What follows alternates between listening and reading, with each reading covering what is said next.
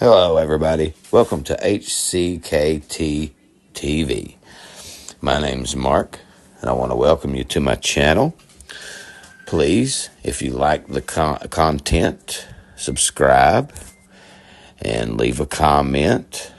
This channel will have ginseng hunting. It will have news, what's going on around Harlan, and also the surrounding areas of Harlan. We do council meetings for Everett's, and a lot of stuff just happens here. We also take requests from people who lived in the area and have moved away and would like to see what the area looks like now. So sit back, enjoy yourself, get your popcorn out, and enjoy HCKT TV. Make sure you give us a subscription if we've earned it. Thank you.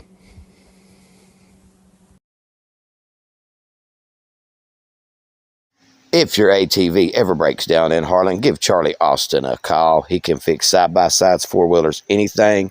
If you want some homemade trinkets from Harlan County, Cassandra Wolf, contact her at 606-795-5330. This is some of the trinkets that she makes there. Good quality work from a Harlan Countyan. So if you're in the area, make sure you stop by, contact them, and get some of their lovely trinkets and your ATV fixed. Also, if you're in the area, stay at Black Mountain Cabins and Campers, located in Everett, Kentucky. Contact Katie and John Clevenger at 706-768-1063. Thank you guys for watching. Let's get into this video. YouTube. I do the advertising for these locals for free to help the area. So please help me get some paid advertising. Thank you. Hello, everyone, and welcome back to the channel. Thank you all for tuning in. One of Harlan County's most influential individuals, Don Parsons, passed away recently at the age of 83 in Cumberland Gap, Tennessee. Parsons, among the most well-known people in Harlan County, was born in Barberville on May the 2nd, 1942. He was raised by his parents, Estelle Grant and Curtis Parsons, in the Everett area of Harlan County. After graduating from Everett High School, he attended Eastern Kentucky University before returning to Harlan County, where he worked as a teacher at James A. K. Wood High School and at Wallens High School. Parsons may be best known through the grocery store business. Anybody who lived in Harlan County in the 70s and 80s knew him from his family grocery store, Max. The store's Baxter location grew to include other businesses into a large complex, including Western Auto, Ben Franklin, and a restaurant. And I also remember Jack's Barbershop being down there. He operated many successful businesses in Harlan County, including Cumberland Jewelry and Pawn, Crossroads Liquor, and Smokin' Joe's. He also played a part in the community service, helping to found the Clover Fork Clinic and sitting on the board at Harlan ARH Hospital and the Harlan National Bank. He had 3 children: Ginger Parks, husband David; Donna Martin, husband Jeff; and Curtis Scott Parsons, wife Jennifer. According to wife Regina Parsons, Don enjoyed developing properties. He had a business mind, she said. He branched out into construction and remodeling business and leasing properties. Don Super Saver likely stands as the best known of Don Parsons' business venture in Harlan County. He also owned properties outside Harlan, including a farm near Frankfort, which he sold to develop to be used for a shopping center, and a condominium complex near Rupp Arena in Lexington. Harlan County Judge Executive Dan Mosley has known Parsons for more than 30 years. I came to know Don Parsons when I was 10 years old, Mosley said. My mom had previously worked for him and Harold Parsons, Don's brother, at Max in Baxter. When he opened Don's, she went to work there in the early 90s. I went to work for him 2 days after I turned 16-year-old at Don's Super Saver. That was my first real job, Mosley said. I had a job every day since that point, Mosley said. He came to me after I worked a couple of years and asked me to move to Smoking Joe's. It was like a huge promotion at that time. Mosley remembered Don giving him much needed advice after his first year in college. He called me to his office after my first semester at Southeast, Mosley said. He told me my mom had shared with him that I hadn't done very well, and she didn't think I was very focused on college.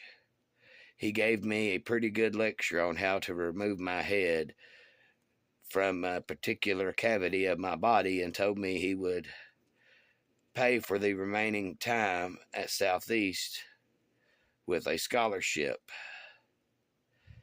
He would cover that for me. I'll never forget that conversation. We all have pivotal moments in our lives. It was a time that my vision really became focused, and I realized I better remove my head from that body cavity or I'm going to not be able to be successful in life. I remember that very well. Mosley noted Don had an infectious work ethic. Don was a person who worked extremely hard, Mosley said. His work ethic was contagious. He was always moving. He could take a building and transform it into something other people never saw possible. Only certain people possess that skill. Mosley mentioned Don Parsons provided funds for many local organizations, particularly the Boys and Girls Club. Mosley said, if it hadn't been for people like Don Parsons, there wouldn't have been a Boys or Girls Club, because they helped fund the start of that endeavor. He helped many people in need. He was generous. He helped a lot of folks out there in the community.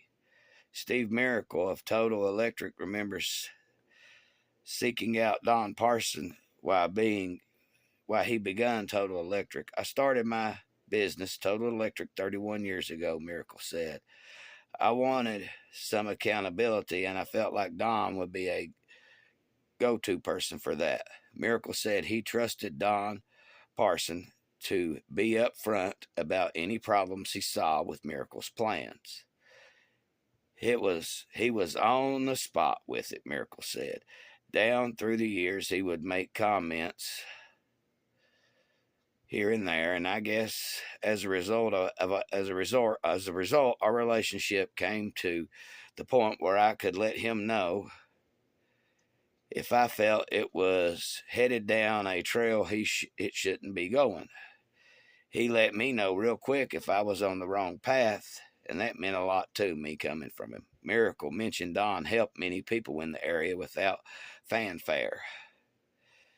Don did a lot of good and didn't get credit for it, Miracle said. Generally, when you're in business, people are too quick to recognize any negativity that comes up, but they are so forgetful of the good. I know Don did several things in the community that were a big help for people personally as well as in business. In his leisure time, Don enjoyed riding dirt bikes and spending time on Norris Lake. He had a houseboat on Norris Lake for a long time, Regina Parsons said. He liked boating, and he liked going to car shows. He enjoyed looking at all the old cars. He lived life on his own terms. Don enjoyed local scenery and spent time at the Pinnacle in Cumberland Gap National Park near Middlesboro. He died in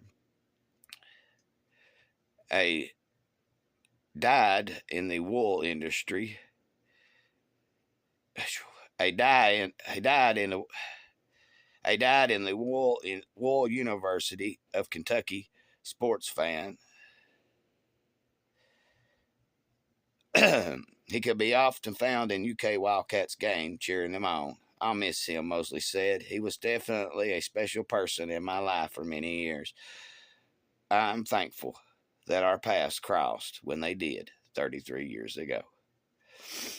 So that is a article written out of the Harlan Daily Enterprise about one of the great businessmen here in Harlan County that has recently passed away. Thank you all for watching and tuning in. Make sure you subscribe if you haven't. God bless you, and I'll see you guys on the next video. Take care. Sorry it's a little shaky, guys.